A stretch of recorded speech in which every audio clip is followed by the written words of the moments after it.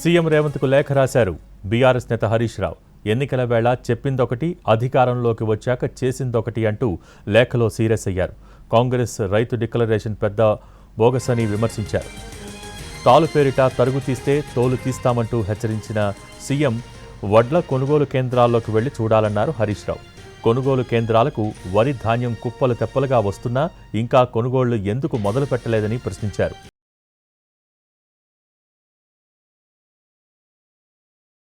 మిల్లుల దగ్గర బస్తాకు కిలో 2 కిలోల తరుగు తీస్తూ రైతులను దోచుకుంటున్నారని మండిపడ్డారు. ఎండల్లో రైతులు మాడిపోతున్నా ప్రభుత్వానికి సోయి లేదా అంటూ నిలదీశారు. మాట ఇచ్చిన ప్రకారం సన్నవడ్లకు క్వింటాలకు 500 బోనస్ వెంటనే ఇవ్వాలని డిమాండ్ చేశారు. పొద్దుతిరుగుడు రైతుల కష్టాలు సర్కారుకు పట్టవా అని ప్రశ్నించారు.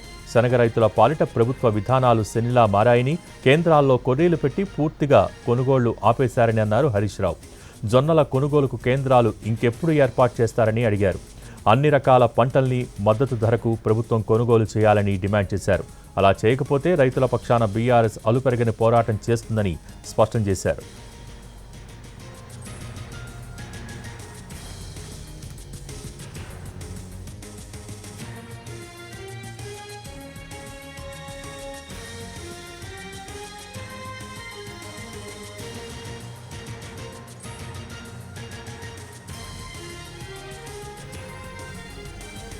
సీఎం రేవంత్కు లేఖ రాశారు బీఆర్ఎస్ నేత హరీష్ రావు. ఎన్నికల వేళ చెప్పిందొకటి, అధికారంలోకి వచ్చాక చేసిందొకటి అంటూ ఆ లేఖలో సీరియస్ అయ్యారు. కాంగ్రెస్ రైతు డిక్లరేషన్ పెద్ద బోగస్ అని విమర్శించారు. తాలు పేరిట తరుగు తీస్తే తోలు తీస్తామంటూ హెచ్చరించిన సీఎం వడ్ల కొనుగోలు కేంద్రాల్లోకి వెళ్లి చూడాలన్నారు హరీష్ రావు.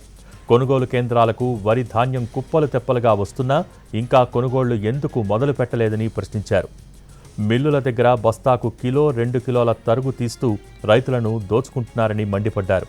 ఎండల్లో రైతులు మాడిపోతున్నా ప్రభుత్వానికి సోయి లేదా అంటూ నిలదీశారు. మాట ఇచ్చిన ప్రకారం సన్నవడ్లకు క్వింటాలకు 500 బోనస్ వెంటనే ఇవ్వాలని డిమాండ్ చేశారు. పొద్దుతిరుగుడు రైతుల కష్టాలు సర్కారుకు పట్టవా అని ప్రశ్నించారు. శనగ రైతుల పాలిట ప్రభుత్వ విధానాలు శనిలా మారాయని, కేంద్రాల్లో కొర్రీలు పెట్టి పూర్తిగా కొనుగోళ్లు ఆపేశారన్నారు హరీష్ రావు.